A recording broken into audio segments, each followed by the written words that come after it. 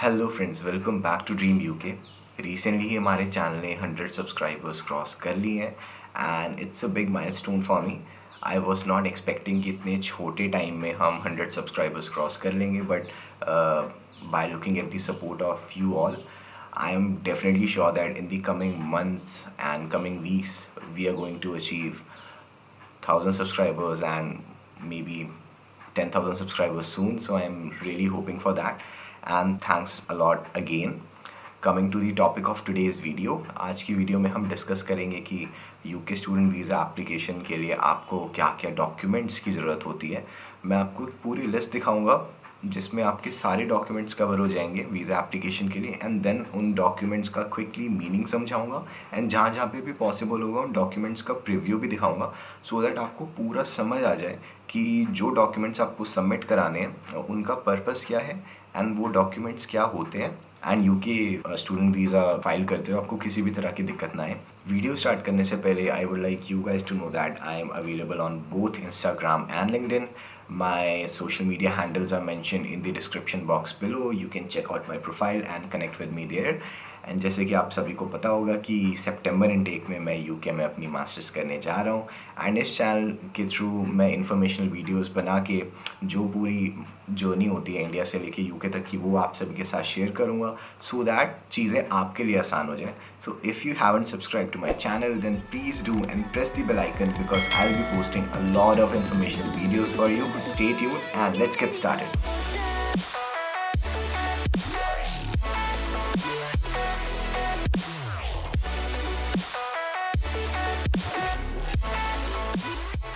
तो आप सभी को डॉक्यूमेंट्स की लिस्ट दिखाने से पहले कुछ कॉमन इंस्ट्रक्शंस हैं जो कि मैं आपको बताना चाहूँगा. सबसे पहली चीज़, आपके सभी डॉक्यूमेंट्स इंग्लिश में होने चाहिए. अगर वो इंग्लिश में नहीं है तो उनकी ऑफिशियल ट्रांसलेशन आपको अपने डॉक्यूमेंट्स के साथ सबमिट करनी होगी. एंड जो आप पासपोर्ट शेयर करेंगे वो वैलिड पासपोर्ट होना चाहिए. Now coming to the actual list of documents required, तो अब आपको अपनी स्क्रीन पे डॉक्यूमेंट्स की एक लिस्ट शो रही होगी. ये सभी डॉक्यूमेंट्स हैं जो यूके स्टूडेंट वीज़ा एप्लीकेशन में रिक्वायर्ड होते हैं. इनमें से कुछ आपके केस में एप्लीकेबल होंगे एंड कुछ नहीं होंगे, बट आई वुड सजेस्ट आप इन स्क्रीन्स का स्क्रीनशॉट ले लें, इन दोनों स्क्रीन्स का, सो दैट आप इनको बाद में भी रेफ़र कर सकें. तो अब मैं आपको एक एक करके सारे डॉक्यूमेंट समझाऊंगा. सबसे पहले डॉक्यूमेंट होता है पासपोर्ट. पासपोर्ट तो आपको पता ही होगा कि अगर आपको इंडिया से बाहर ट्रैवल करना है तो पासपोर्ट डॉक्यूमेंट आपके पास होना ही चाहिए. Next document is birth certificate. अगर आपके पेरेंट्स आपको स्पॉन्सर कर रहे हैं तो उनके साथ रिलेशन प्रूफ करने के लिए आपको अपना बर्थ सर्टिफिकेट सबमिट कराना होगा. उसके बाद आता है आपकी ट्रांसक्रिप्ट्स. तो जब आपने कॉलेज या यूनिवर्सिटी में एडमिशन लिया होगा तो वहाँ पे आपने 10th 12th और अपने ग्रेजुएशन की ट्रांसक्रिप्ट्स एंड रिजल्ट्स सबमिट करे होंगे. तो वही सब डॉक्यूमेंट्स आपको यूके स्टूडेंट वीज़ा एप्लीकेशन में भी करने होते हैं. उसके बाद आता है आपके फाइनेंशियल प्रूफ. फाइनेंशियल फंड्स में आपको ये दिखाना होता है कि आपके पास आपकी tuition fee plus living expense के पैसे हैं, एंड इसमें से कोई भी पार्ट अगर आपने यूनिवर्सिटी को ऑलरेडी पे करा है तो वो डिडक्ट हो जाता है. तो बेसिकली जो फॉर्मूला होता है फंड्स रिक्वायर्ड का वो होता है tuition fee plus living expense minus fee already paid. ये आपके अकाउंट में एटलीस्ट 28 डेज़ तक पूरा अमाउंट होना चाहिए. कॉन्जिक्यूटिव डेज़ के लिए लगातार ये अमाउंट आपको रखना होगा. एंड जो आप इनके प्रूफ्स निकलवाओगे जब आप वीज़ा फाइल करते हो तो वो प्रूफ 31 डेज से ज़्यादा पुराने नहीं होने चाहिए. तो इस बात का आपको ख्याल रखना होगा. उसके अलावा अगर आप स्टूडेंट लोन ले रहे हैं तो उसके रिगार्डिंग मैंने जो इन्फॉर्मेशन है वो डिस्क्रिप्शन बॉक्स में शेयर कर दी है. स्टूडेंट लोन के लिए भी आपको डॉक्यूमेंट्स अटैच करने होंगे फाइनेंशियल प्रूफ्स दिखाने के लिए. उसके बाद आता है आपका स्पॉन्सरशिप लेटर. अगर फ़ी का कोई भी पार्ट आप खुद से पे नहीं कर रहे हैं एंड आपके गार्डियन या फिर आपके पेरेंट्स आपके लिए वो पार्ट पे कर रहे हैं, चाहे वो छोटा पार्ट हो या पूरी फ़ी हो, तो आपको एक ऑफिशियल लेटर दिखाना होगा कि आपके पेरेंट्स एग्री करते हैं आपको स्पॉन्सर करने के लिए, एंड वो आपकी जो भी फ़ी है और जो आपके लिविंग एक्सपेंस है वो बेयर करेंगे. उसका जो फॉर्मेट है अभी आपको अपनी स्क्रीन पे दिख रहा होगा. ये एक रफ फॉर्मेट होता है. इसको आपको नोटरी अटेस्ट कराना होगा एंड अपने पेरेंट्स से साइन कराना होगा एंड एक स्टैम्प पेपर पे इसको प्रिंट कराना होगा, सो दैट ये एक ऑफिशियल डॉक्यूमेंट बन जाए. उसके बाद आता है टीबी टेस्ट. टीबी टेस्ट के ऊपर मैंने एक डेडिकेटेड वीडियो बनाई रखी है. टीबी टेस्ट में आपको दिखाना होता है कि आप टीबी पॉजिटिव नहीं है. जो नेक्स्ट डॉक्यूमेंट होता है वो होता है आइल्स.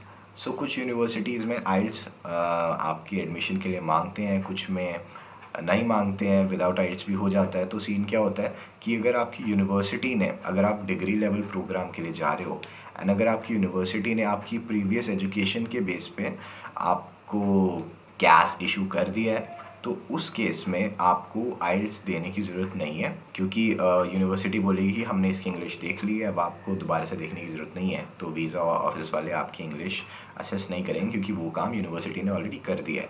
तो अगर एप्लीकेशन के टाइम आपने आइल्स दिया था, बाय एप्लीकेशन आई मीन जब आप यूनिवर्सिटी में अप्लाई कर रहे थे, तो आपको वीज़ा एप्लीकेशन में भी आइल्स देना पड़ेगा। बट अगर एडमिशन के टाइम आपने आइल्स नहीं दिया था, यूनिवर्सिटी ने आपके प्रीवियस रिकॉर्ड्स के बेसिस पे आपकी इंग्लिश असेस करी थी, तो वीज़ा के टाइम आइल्स देने की आपको ज़रूरत नहीं है। उसके बाद आता है offer letter.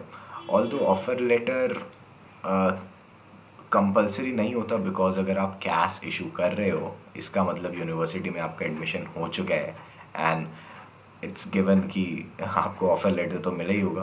But to be on a safer side, ये आप सपोर्टिंग डॉक्यूमेंट्स में ऐड कर सकते हो ऑथेंटिसिटी बढ़ाने के लिए अपनी प्रोफाइल की। उसके बाद आता है कैश नंबर। कैश नंबर आपको जब आप फॉर्म फिल कर रहे होते हो वीज़ा का, उस टाइम सबमिट कराना होता है। बट जो आपका यूनिवर्सिटी का पेज होता है जहाँ पे कैश की सारी इन्फॉर्मेशन होती है, उसका प्रिंट आउट भी अगर आप अपनी एप्लीकेशन के साथ अटैच कर लो, तो वो भी एक एडिशनल प्रूफ बन जाएगा। इसके बाद कुछ एडिशनल डॉक्यूमेंट्स हैं, ये सब के लिए अप्लीकेबल नहीं होंगे। फॉर इंस्टेंस, अगर इन द पास्ट आपने अपना नेम चेंज करा था, या फिर आपके फादर ने, आपकी मदर ने नेम चेंज करा था, एंड अभी जो उनका नेम है, फर्स्ट नेम और लास्ट नेम, एंड जो उनका नेम था जब आपके बर्थ सर्टिफिकेट के टाइम, वो थोड़ा डिफरेंट है, तो उस केस में आपको एक एफिडेविट बनाना पड़ेगा कि ये दोनों जो लोग हैं उनका नेम अलग है बट वो सेम पर्सन है।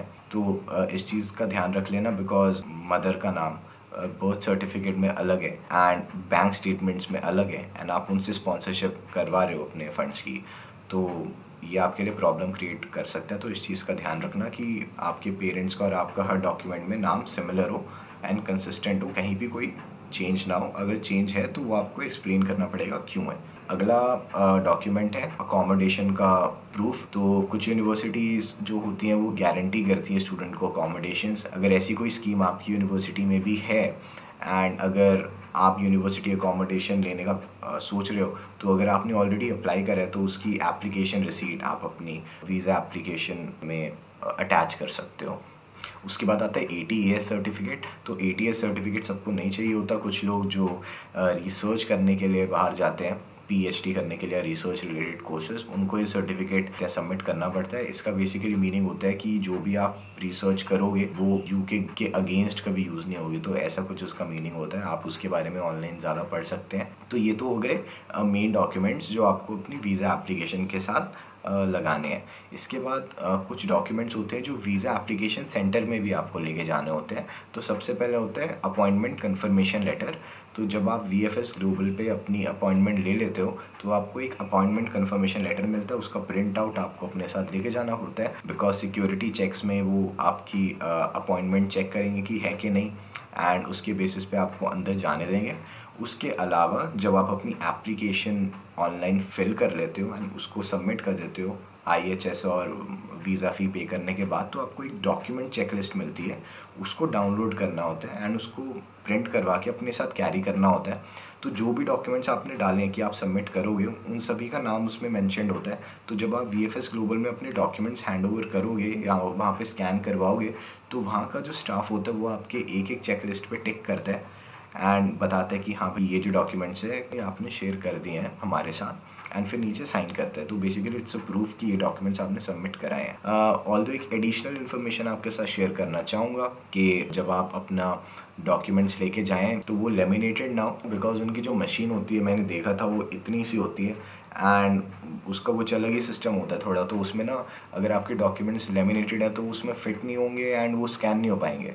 तो अगर आपके लेमिनेटेड डॉक्यूमेंट्स हैं तो उनको आप घर से स्कैन करवा के लेके जाओ A4 साइज शीट में। एंड दूसरी चीज़, जो भी आप डॉक्यूमेंट्स लेके जाओगे वहाँ पे, वो सब A4 साइज़ में होने चाहिए। अगर वो A4 साइज़ में नहीं है तो आसपास में किसी दुकान से उसका प्रिंट आउट निकलवा के A4 साइज़ में उनको फ़ोटो कॉपी सबमिट करना एंड उसको वो स्कैन कर लेंगे। एंड इसके अलावा आप ये भी ख्याल रखना कि आपके डॉक्यूमेंट्स पे किसी भी तरह की पिन ना लगी हो, बिकॉज अगर आप वहाँ पे जाके डॉक्यूमेंट्स को स्कैन करवा रहे हैं तो उन पिन्स को आपको रिमूव करना होगा। तो अगर आप उन्हें स्टार्टिंग में ही नहीं लगाएंगे तो वहाँ पे उसको निकालने का झंझट थोड़ा कम रहेगा, तो उस चीज़ का भी आपको ध्यान रखना है।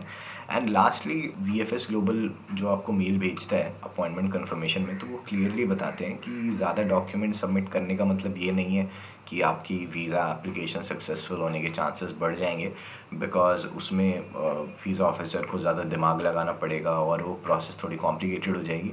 तो जितने रिक्वायर्ड डॉक्यूमेंट्स हैं उतने ही अपनी एप्लीकेशन में लगाओ, सो दैट आपकी एप्लीकेशन जल्दी प्रोसेस हो एंड आपका वीज़ा जल्दी आए। ये वीडियो काफ़ी यूज़फुल रहेगी उन सभी स्टूडेंट्स के लिए जो अभी सितंबर इनटेक में यूके के लिए अपनी तैयारी कर रहे हैं। अगर आपके कोई भी फ्रेंड्स हैं जो यूके में आपके साथ मास्टर्स करने जा रहे हैं सितंबर में, तो उनके साथ भी आप ये वीडियो शेयर कर सकते हैं। एंड अगर आपको कोई भी डाउट हो तो please let me know in the comment box below, because आपको तो पता ही है कि जितने भी कमेंट्स आते हैं मैं उन सभी का रिप्लाई करता हूँ, कोई भी कमेंट नहीं छोड़ता हूँ। तो अगर आपको कोई भी किसी भी तरह का डाउट है तो please let me know in the comment section below. Thanks for watching, see you soon, bye.